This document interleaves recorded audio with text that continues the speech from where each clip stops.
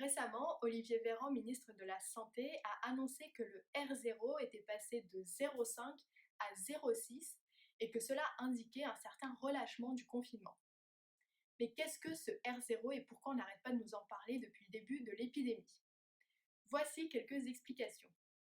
Le R0, c'est un des indicateurs les plus suivis pendant une épidémie.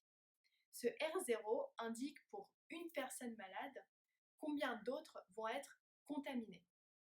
Et pour fixer ce R0, on se base sur trois critères. Combien de temps une personne malade est contagieuse?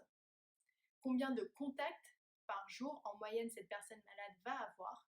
Et quel est le risque de contaminer une personne saine par une personne malade lors d'un contact?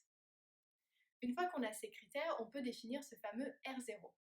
Et dans le cas du SARS-CoV-2, qui est le virus à l'origine du Covid-19, le R0 est de 3. À titre de comparaison, le R0 d'une maladie comme la rougeole évolue entre 12 et 18. C'est donc une maladie extrêmement contagieuse. Pour la grippe, on est plutôt entre 2 et 3.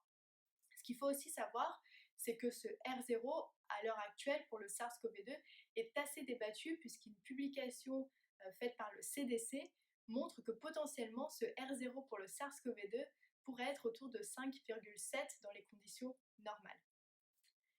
Une autre chose qu'il faut savoir, c'est qu'il est extrêmement important de réduire ce R0 en dessous de 1. Pourquoi? Si le R0 est en dessous de 1, ça veut dire que pour une personne malade, il y a moins d'une personne qui est contaminée. Ça veut dire que la maladie va naturellement décroître et il y aura de moins en moins de personnes malades. C'est pour ça qu'on a mis en place des mesures de confinement pour éviter que les personnes n'entrent en contact les unes avec les autres et que la maladie se propage. Il faut donc bien faire attention à ce que ce R0 reste en dessous de 1 pour ne pas recommencer à faire augmenter le nombre de personnes infectées et continuer sur cette pente descendante.